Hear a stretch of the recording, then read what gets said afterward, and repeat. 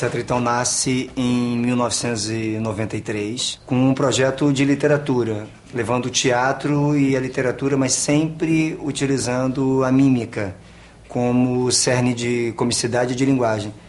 E dali que vem a pantomima literária, que é uma das características mais marcantes do Etc. e Tal, que é a narração simultânea na ação em mímica. Num primeiro momento, o trabalho do Etc. e Tal era dentro das escolas, então em parcerias com livrarias, editoras, divulgando textos literários, principalmente para o público infantil. E depois, a partir de 1998, é que a gente foi adquirindo, com o trabalho cênico, uma veia mais teatral, ou seja, fazendo o que a gente faz hoje, os nossos espetáculos de repertório. O Fulano e Cicrano, ele foi uma junção, talvez o único espetáculo da companhia, que foi uma junção de projetos que a gente já realizava antes, né? Pedaços de espetáculos, de apresentações em escola, ideias de coisas que nós já fazíamos na escola, da união, né, quando a Melissa entrou, de juntar num espetáculo teatral, num espetáculo cênico, essa linguagem. Então, a partir daí, a gente começou a montar espetáculos, efetivamente. E começou a subir, subindo, subindo, subindo, subindo, subindo, subindo, subindo, subindo, subindo, ela chegou no térreo. É quando a gente começa a pensar nos elementos que são os elementos teatrais, né? Figurino, iluminação, uma trilha sonora, material gráfico. E aí, dali em diante, os espetáculos todos tiveram sempre esse cuidado. Antes da composição do Etc. e Tal, eu tive um encontro com o Luiz de Lima, que é o nosso precursor da mímica no Brasil. Ele traz a mímica na década de 50. E em 1991 eu fiz uma oficina com ele e montamos um espetáculo em que eu participei também como assistente de direção. E ali eu tive muito interesse pela linguagem mímica, que era uma pantomima clássica, né? A linguagem de criações de pantomima clássica. Isso, com o trabalho técnico de teatro, foi criando um outro desejo de usar, eu chamaria do realismo, né, do teatro de realismo, junto com a comicidade, junto com a linguagem mímica, o que hoje se define como teatro físico, circo-teatro, o que a gente define como mímica e comicidade do nosso trabalho. O Luiz de Lima, ele foi um dos primeiros, né? Na verdade, o primeiro. Ele foi partner do Marceau na França durante um tempo. Então, ele tinha toda a influência do trabalho que o Decroux vinha desenvolvendo lá também. Mas como ele tinha essa veia muito teatral, do teatro do absurdo, que ele também incorporou dentro do nosso teatro, o Álvaro, num trabalho meio autodidata, também foi desenvolvendo isso. O Álvaro não é uma pessoa que estudou numa escola regular de mímica lá fora, sabe? Como é a maioria dos grupos que hoje trabalham com mímica dentro do Rio de Janeiro. E assim ele passou a técnica para o Márcio, e assim eles passaram a técnica para mim. Então a gente foi aprendendo, né, fazendo dentro do grupo. O que toda mulher faz quando entra num carro?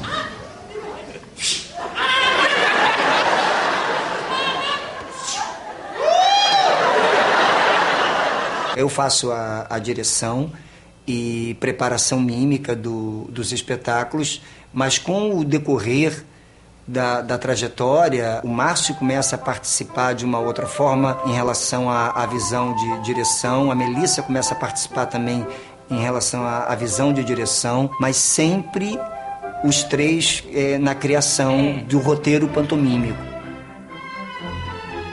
Fulano e Cicrano foi um apanhado de coisas que a gente já havia experimentado antes, e a gente fez o primeiro espetáculo.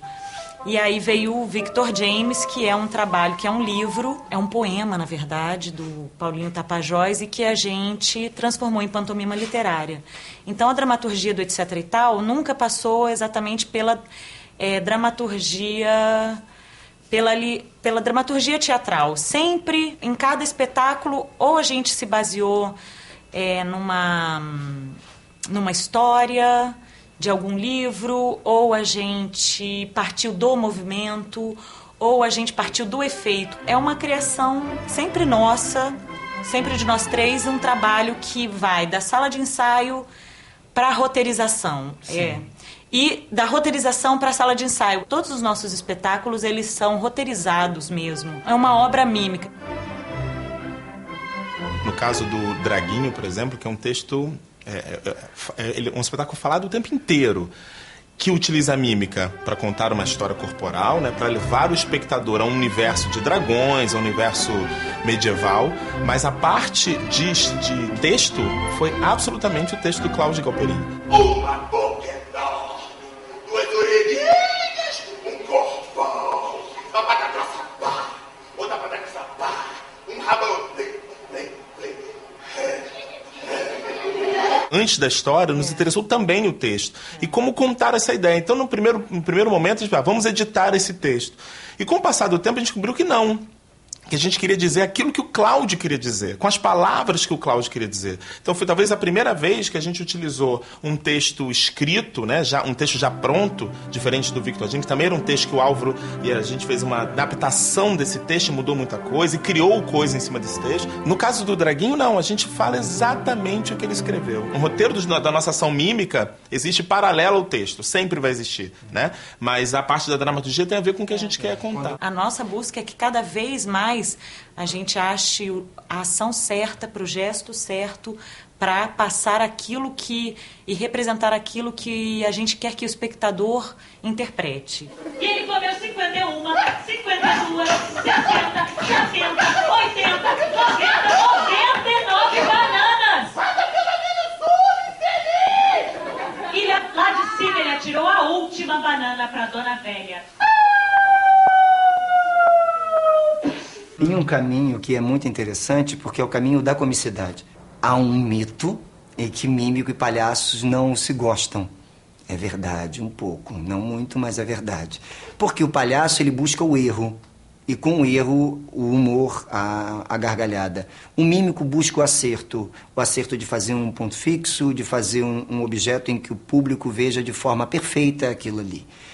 O nosso trabalho é mesclado isso. Quando você trabalha com a gestualidade precisa, é como se você fugisse um pouco da comicidade. No nosso caso, não. A gente utiliza essa precisão e utiliza a comicidade. Tem o histrionismo, tem a gestualidade precisa. Nós somos, sim, conhecidos por um grupo que tem uma limpeza nos movimentos, mas para chegar na escolha do movimento é um trabalho árduo, assim. Não é só a limpeza do movimento, é qual movimento escolher e como ele vai ser limpo para chegar. E não só movimento...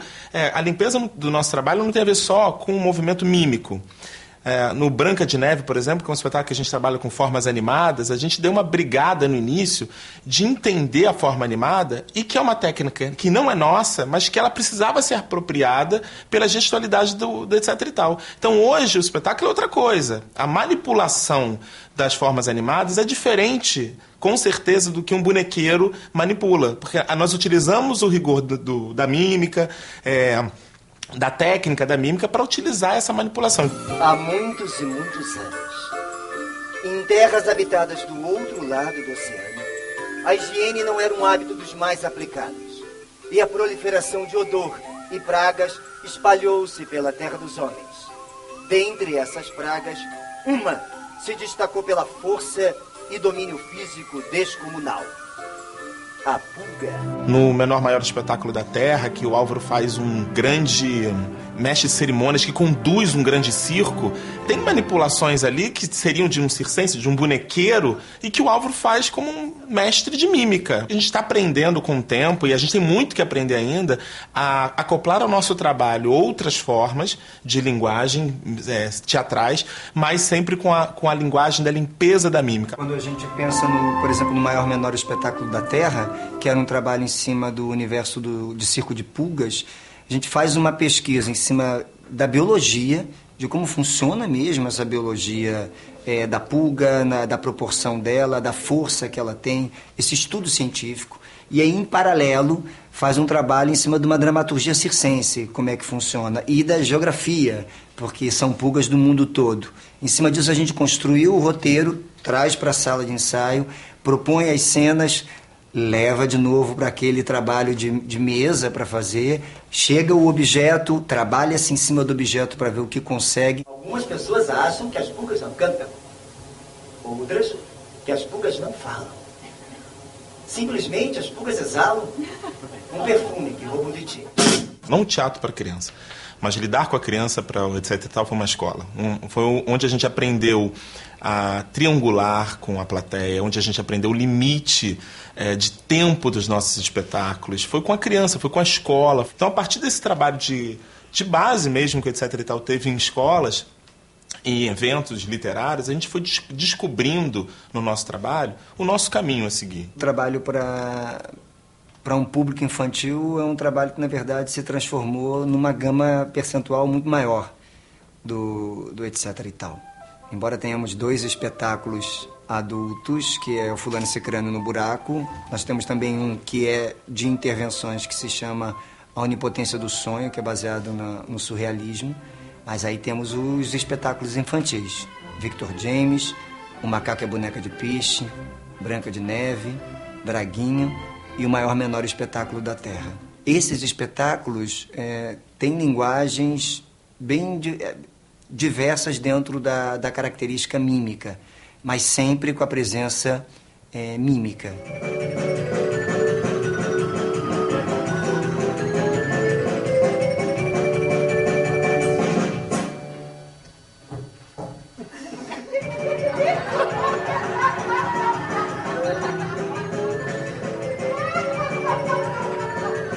É uma pesquisa que ela é diferenciada, porque quando você faz um trabalho para a criança, você pensa nesse olhar da criança e também do adulto que está ali acompanhando. Esse é o nosso ponto de vista. Criar para criança é um pouco mais complicado, porque a gente, em teatro, a gente tem a liberdade total de dizer o que a gente quer, da forma que a gente quer. E quando você trabalha para um público infantil, o cuidado com a gestualidade, o cuidado com a palavra, isso tudo a gente tem até um certo pudor, porque a gente não quer que a criança deturpe, ou a gente precisa que ela entenda exatamente o que a gente gostaria de passar. A gente tem a preocupação com que os nossos filhos vão assistir, porque acho que a nossa visão de teatro para a criança mudou muito quando nos tornamos pais.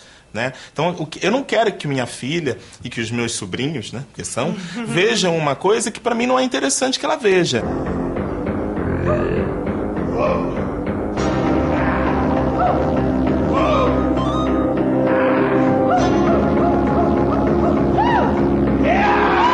A gente fez uma pesquisa em torno de 15 a 17 diferentes versões do Branca de Neve, assim, do conto africano, que na verdade a mãe acha a criança e aí define como romã, a pele de romã, ou da outra que olha um peixe debaixo d'água, que der referência do que é o espelho. A gente fez uma pesquisa em cima desses contos. Que é uma história que toda criança conhece. Então, assim, é difícil pra gente colocar uma Branca de Neve em cena sarará com um monte de criança vestir com a fantasia da Branca de Neve na plateia.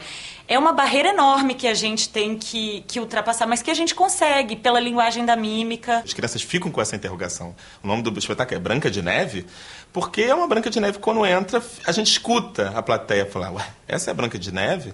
E ao final, a gente tem reação de algumas crianças não querendo mais aquela roupa da Branca de Neve, porque essa não é a roupa da Branca de Neve. Então, assim, elas não saíram revoltadas com uma branca. Elas gostam dessa nova branca. É uma nova história.